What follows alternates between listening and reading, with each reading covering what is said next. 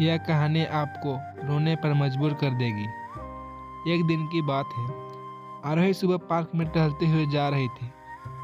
तभी उसे एक रोती हुई बच्ची मिली। आरोही ने उससे रोने का कारण पूछा तो लड़की ने बताया कि वह जिस गुड़िया से खेल रही थी वह इस पार्क में कहीं खो गई है। आरोही ने उस बच्ची को उसकी गुड़िया ढूंढ लाने का आश्वासन दिया, जिससे वह बच्ची चुप हो गई। आरोही ने गुड़िया ढूंढने के लिए समय मांगी और फिर दूसरे दिन गुड़िया लाने का वादा करके वहां से चली गई। पर गुड़िया ना तो आरोही को मिली और ना ही उस बच्ची को।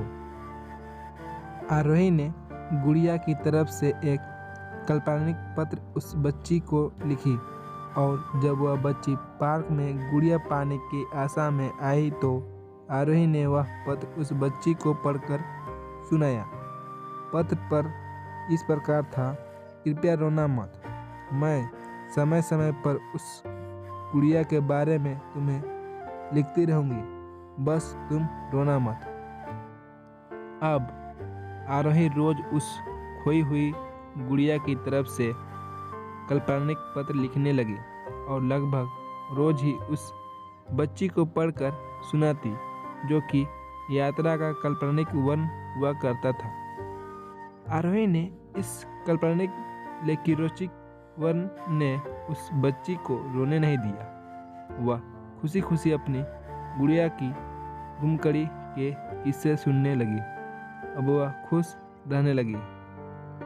एक दिन जब काफ़ी कहानियाँ हो गई तो आरोही ने एक दूसरे गुड़िया उस बच्ची को लाकर दी।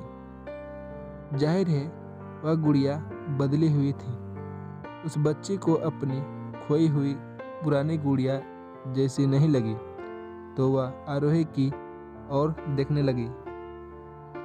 आरोही अनजान बनते हुए गुड़िया में चिपकी एक चीट को निकालकर पढ़ने लगी। उसमें लिखा हुआ था, यह मैं ही हूँ, तुम्हारी वाली गुड़िया जो पार्क में खो गई थी। दुनिया भर की लंबी यात्रा की वजह से मैं थोड़ी बदल गई हूँ। बच्ची को इस गुड़िया और आरोही पर विश्वास हो गया। वह गुड़िया लेकर घर चली गई। वर्षों बाद जब वह बच्ची बड़ी हो गई तो वह एक दिन अपनी अलमारी में कुछ ढूंढ रही थी तो उसका ध्यान उसी गुड़िया पर गया जो आरोही ने उसे दी थी। बचपन की बात याद करके वह हंसने लगी। उसे सब समझ आ चुका था कि आरोही ने कैसे उसका मन रखा। उसे उस गुड़िया पर फिर प्यार लाने लगा। वह उसे बड़े गौर से देखने लगी। तभी उसकी नज़र गुड़िया की फ्रॉक की आस्तीन में छुपी एक छोटे से पत्र पर गई। उसने बड़ी व्याकुलता से वह पत्र निकाला और पढ़ने लगी। पत्र में संक्षेप में यह लिखा हुआ था, हर वह चीज़ जिससे तुम प्यार करती हो कभी न कभी तुमसे खो जाएगी और जो तुम्हारे पास होगी वही तुम्हारे लिए सच्चे रूप में बनी होगी। रूप भले ही भिन्न हो पर प्यार एकदम खालिश होगा।